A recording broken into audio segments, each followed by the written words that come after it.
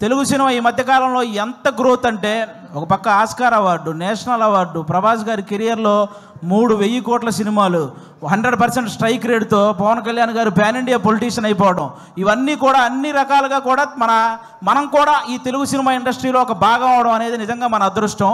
ముఖ్యంగా ఇక్కడ ఉన్న వాళ్ళందరూ మా జబర్దస్త్ కుటుంబం కాబట్టి, మా జబర్దస్త్ బేసిక్గా ప్రతి చోట జరిగే ఒక విషయం చెప్తున్నాను.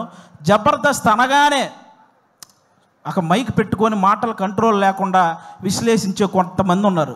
కూర్చొని జబర్దస్త్ గురించి నెగిటివ్ మాట్లాడేస్తుంటారు. వాళ్ళకు ఒక మాట చెప్తున్నా, ఇదే జబర్దస్త్ నుంచి బలగం అనే ఒక సినిమా వచ్చింది. ఇదే జబర్దస్త్ నుంచి సుడిగాలి సుధీర్ అనే ఒక యాంకర్ కమ్ హీరో వచ్చాడు. ఇదే జబర్దస్త్ నుంచి గెటప్ సీను అని బుల్లితెర కమలాసన్ అనే పేరుతో ఒక అబ్బాయి వచ్చాడు. ఇదే జబర్దస్త్ నుంచి చమ్మక్ చంద్ర, ధనాదన్ ధనరాజ్, చలాకీ చంటి, శకలక శంకర్, ఆటో రాంప్రసాద్, హైపరాది, హైదరే అభి, ఇలా అందరూ ఇలాంటి కమెడియన్స్ ఎంతోమంది వచ్చారు.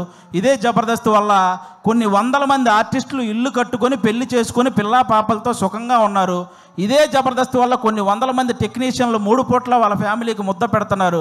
అలాంటి జబర్దస్త్ని కూర్చొని జబర్దస్త్ అంటే ఈ డబుల్ మీనింగ్ అవి ఎక్కువ అంట కదండి, అవునంట కదండి, అవును ఎవడో చూడకుండానే యానిమల్ సినిమా 700 కోట్లు వచ్చినాయి. మరి ఇదేమో మరి చేసేవేమో గుడి వెనక నాశనం పనులు, చెప్పేవేమో స్వామి వివేకానందం మాటలు. ఎందుకురా బాబు, ఈ జబర్దస్త్ దాని మీద పడి ఏడ్చే వాళ్ళందరికీ ఒకటే చెప్తున్నా, ఇంత చెప్పాక కూడా మేము జబర్దస్త్ని ఇలాగే అంటాము అని మీరు అంటారా?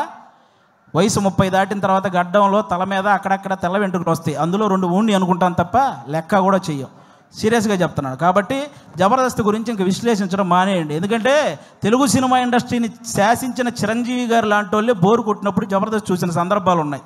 అలాంటి జబర్దస్త్ గురించి మేము చేస్తే వచ్చే వ్యూస్ 1 కోటి, మీరు విశ్లేషిస్తే వచ్చేది మీదోటి, మా గురించి చెప్పారు కాబట్టి మాదోటి, అంతకుమించి ఎవడు చూడ్డు.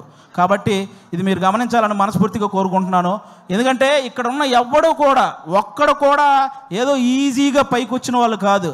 ప్రతి ఒక్కడు గేటు దగ్గర వాచ్మెన్ నెడితే కింద పడి వచ్చినోడే, కరెక్ట్గా తింటున్నప్పుడు ప్లేట్ లాగితే బాధపడి వచ్చినోడే, నేను నా కాళ్ళ మీద నిలబడతా అని చెప్పి ఛాలెంజ్ చేసి వచ్చి మనసు చంపుకొని ఇంకొకటి కాళ్ళ మీద పడి పైకి వచ్చినోడే, వర్క్ ఇచ్చి ఆ వర్క్ ఇచ్చాం కదా మళ్ళీ మనీ ఇవ్వాలా అంటే వాటిని కూడా భరించి పైకి వచ్చిన వాళ్ళే ఇక్కడ ఉన్న ప్రతి ఒక్కరూ కూడా.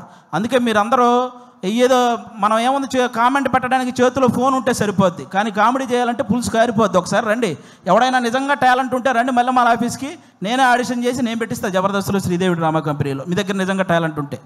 కాబట్టి ఇక అలాంటివి బానుకోండి.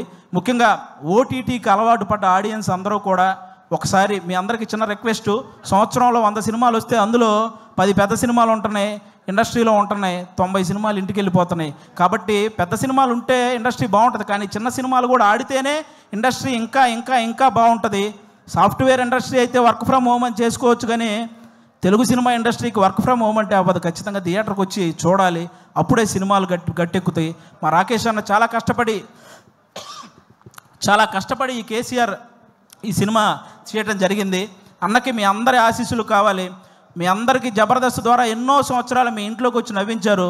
ఇతని కోసం ఈరోజు మీరు ఇంట్లో నుంచి బయటకు వచ్చి థియేటర్కి వచ్చి ఆయన ఆశీర్వదించాలని మనస్ఫూర్తిగా కోరుకుంటాను.